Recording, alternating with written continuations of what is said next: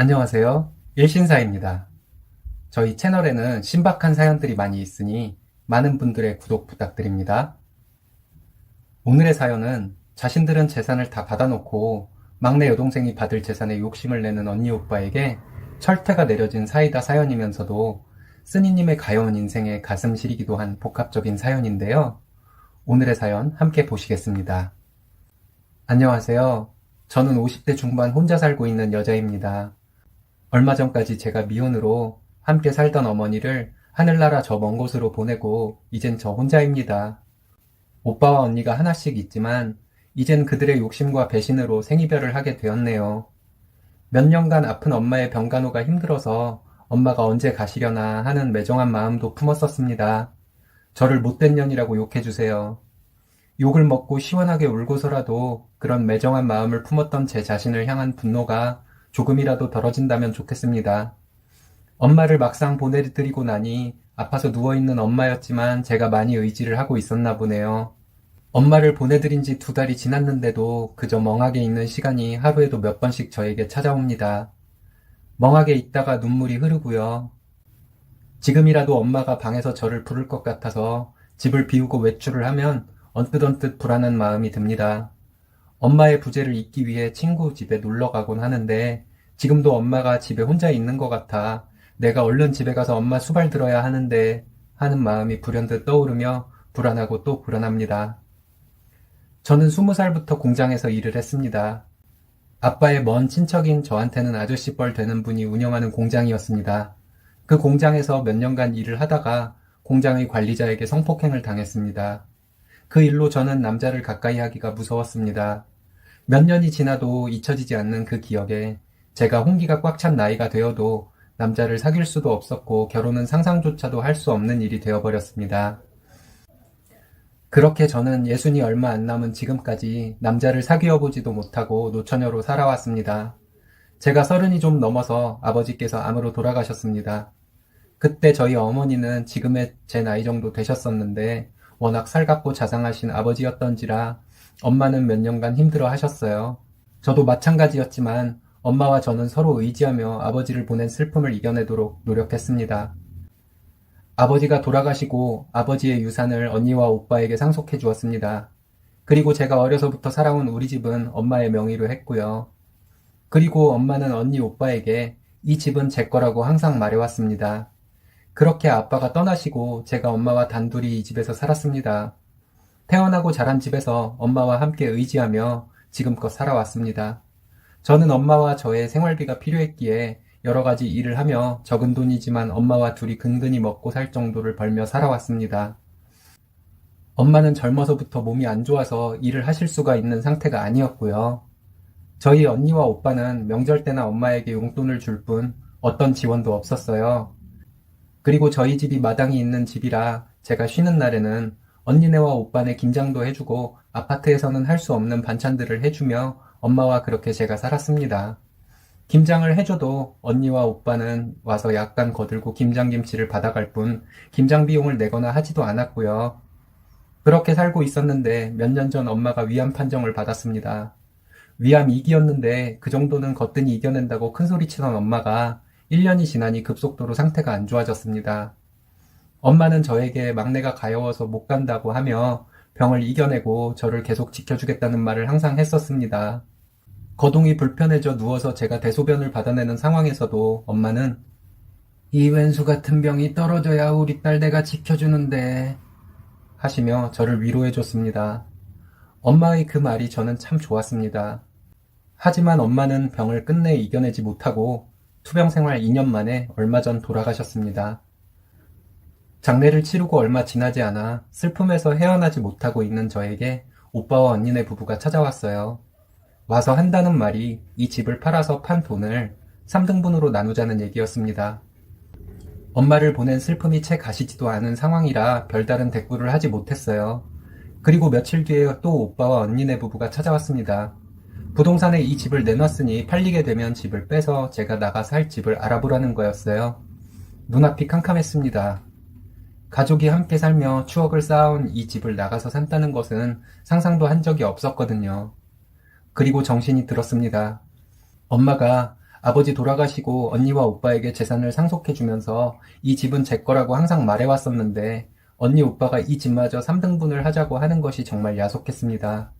거기에 오빠는 원래 이 집도 장남인 내가 받아야 하는 건데 요즘 세상은 법적으로 아들, 딸 구별 없이 부모 재산 똑같이 나눠 갖게 돼 있으니 너희들에게도 나와 똑같은 권리를 줄 수밖에 없구나 하며 오빠가 저희에게 이 집에 대한 권리를 나눠주는 것처럼 말했어요. 그래서 제가 언니, 오빠, 아빠 돌아가시고 이 집만큼 언니, 오빠 상속받은 거 있잖아요. 이 집은 엄마가 항상 제 거라고 했잖아요. 라고 말해봤어요. 근데 오빠는 그게 언제적 얘기냐? 아버지 재산 받은 거 그건 그거고 이건 이거지. 너희들은 딸이고 출가외인이니까 부모 재산은 상관 안 해야 옳은 거지만 오빠가 너희들에게도 재산을 나눠주는 것을 고맙게 생각해야 해. 라고 말했습니다. 가슴이 답답하고 오빠가 야속했습니다. 그리고 그 옆에서 가만히 오빠 말을 듣고 아무 말도 하지 않는 언니와 형부, 새언니도 정말 야속하다는 생각이 들었습니다. 하지만 저 혼자 힘으로 어떻게 할 수도 없고 해서 그냥 포기를 해야 하나 보다 생각하고 있었어요. 그런데 며칠 뒤에 집으로 전화가 한 통 와서 받았습니다. 당숙부이신데 변호사셨던 저희 집안 장손 아저씨입니다. 그 아저씨께서 저에게 엄마 상당한 것에 대한 위로를 몇 마디 하시고는 살고 있는 집 상속은 진행 중이냐고 물어보더라고요. 그래서 상황을 말씀드리고 이 집을 팔아서 언니 오빠와 집 한 돈을 나눠 갖게 되었다고 말씀드렸습니다. 그랬더니 그 아저씨께서 네 오빠가 그리 하자던? 하고 물으시더라고요. 그래서 제가 그렇다고 했더니 내일 우리 땡땡이가 니네 집으로 갈 거다. 집 비우지 말고 있어라. 하시더라고요. 당숙부 아들인 제 육촌 오빠인데 그 오빠도 변호사 생활을 하다가 이제 변호사 사무실을 젊은 사람한테 맡기고 가끔 나간다고 들었는데 그 오빠를 우리 집에 아저씨가 왜 보내실까 하는 의아스러움만 있었습니다. 다음날 육촌 오빠가 저희 집에 왔습니다.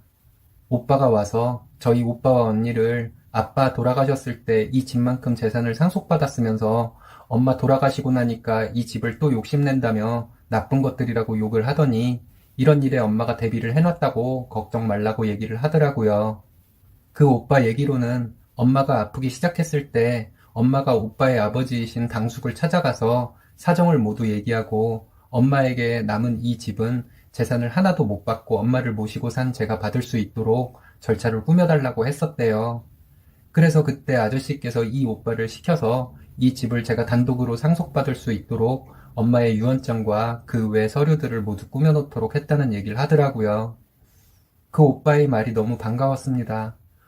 엄마 모시는 동안 제대로 들여다본 적도 없는 언니 오빠에게 저희 권리를 나눠주지 않아도 된다는 것도 좋았지만 엄마 아버지의 손때가 묻어있는 이 집에 계속 살 수 있다는 것이 더 좋았습니다. 그렇게 되어 얼마 동안 육촌 오빠의 변호사 사무실을 오가며 이 집에 대한 상속 절차를 마무리했습니다. 물론 제 친오빠, 친언니에게는 얘기하지 않고요. 그렇게 상속 절차를 마무리 짓고 며칠 뒤에 오빠에게 전화가 왔어요. 며칠 뒤에 이 집 매매 계약을 하기로 했다고요. 오빠에게 제가 상속받았다는 말을 하기가 무서웠습니다. 그래서 그냥 알았다고만 했어요. 그리고 당숙부께 전화를 드려서 오빠가 이 집 매매 계약을 얘기했다고 말씀드렸어요. 오빠가 어떻게 나올지 몰라 무섭다고요. 다음날 언니 오빠를 집으로 오라고 하라는 말씀을 하시더라고요. 그래서 언니 오빠를 불렀습니다. 언니 오빠가 오기 전에 당숙부와 숙모님, 육촌 오빠 부부가 먼저 저희 집에 왔습니다. 그리고 기다리던 언니 오빠가 집에 도착했어요. 저는 차를 끓이고 다과를 준비하고 있는데 당숙께서 언니 오빠 부부에게 이 집의 상속 절차가 끝났다는 말씀을 다 하시며 엄마의 유언장을 비롯한 모든 서류들을 언니 오빠에게 보여줬습니다. 그리고 당숙께서 니들은 니들 애비가 돌아갔을 때 이 집만큼 재산을 상속받았다. 근데 니들 어머니를 돌아가실 때까지 병수발을 한 막내 여동생의 재산을 욕심을 내서야 되겠니? 재수씨가 이런 때를 대비해서 나에게 재산 상속에 대한 부탁을 해놨으니 다행이지 아니었으면 니들 욕심대로 되었겠구나. 이제 상속 절차 다 끝났으니 욕심 버리고 형제끼리 우애 있게 살거라. 이 사실을 니들의 비가 알면 얼마나 가슴 아프겠니? 라고 하셨어요. 당숙의 말씀에 오빠와 언니가 대성통곡을 하며 당숙부께 죄송하다고 하더라고요. 하지만 형부는 그렇지가 않았습니다. 형부가 말하기를 아무리 장모님의 유언장이 있었다고 해도 이 집에 대한 저희 권리가 있을 겁니다. 저희는 그 권리를 찾을 겁니다. 이렇게 얘기하더라고요. 형부의 얘기에 저희 당숙께서 사위자식 개자식이라고 하더니 진짜 그런가 보네. 너희가 권리를 찾는다고 한다면 소송을 하는 것뿐인데 너희가 선임하는 변호사가 누구인지 내가 한번 지켜볼 거다. 라고 하시더라고요. 그 말씀에 형부와 언니는 별말을 못하고 돌아갔어요. 언니네 부부가 돌아가고 나서 오빠 부부도 잠시 후에 돌아가고요. 당숙께서는 제게 이제 아무 걱정하지 말라고 하셨습니다. 그 말에 울음이 나기 시작해서 나중에는 큰 소리로 울었습니다. 저희 당숙모와 육촌 새언니도 저와 함께 우시더니 더 서러워져서 저는 발을 구르고 가슴을 치며 울고 또 울었어요. 제 울음소리를 들었는지 엄마와 친하게 지내시던 뒷집 할머니가 저희 집으로 오셔서 저를 안아주시고 함께 울어주셨습니다.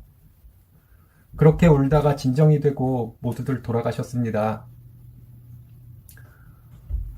엄마가 돌아가시고 몇 달이 지난 지금도 엄마가 생각나서 하루에도 몇 번씩 멍하게 있을 때가 있어요.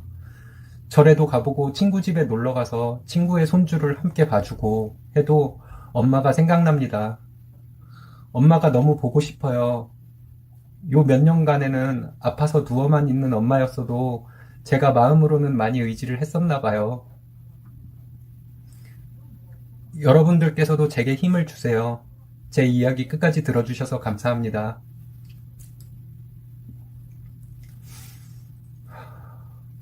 후기입니다.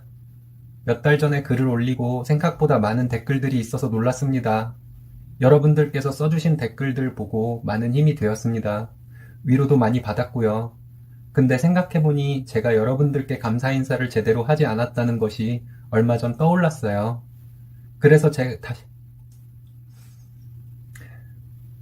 그래서 다시 들어와 보니 다행히 제 글이 삭제되지 않고 있어서 이렇게 감사 인사글을 적습니다. 제 글을 보시면서 돌아가신 어머니가 생각나서 많이 우셨다는 분들도 계셔서 괜히 죄송하기도 하고 그랬네요. 이제는 저도 일을 하며 엄마를 잃은 슬픔을 어느 정도 잊었어요. 전부 여러분들의 위로 덕분입니다. 따뜻한 댓글로 저를 위로해주신 모든 분들께 감사 인사 올립니다. 여러분 모두 행복하세요. 스니님, 어머니 돌아가신 슬픔에서 많이 회복되셨다니 정말 다행입니다. 어떤 글에 99가진 놈이 하나 가진 놈에게 백 채우게 그 하나 달랜다고 한다 라는 말이 있다더니 사람 마음이 정말 그런 걸까요? 어쨌든 스니님 잘 해결되셔서 다행입니다. 앞으로 행복한 일만 있으시길 바랄게요. 오늘의 사연은 여기까지입니다. 재밌으셨다면 좋아요, 구독 부탁드려요. 일신사는 여러분의 사연으로 제작됩니다. 많은 사연 제보 바랍니다. 여러분들의 사연은 아래 메일 주소로 부탁드려요.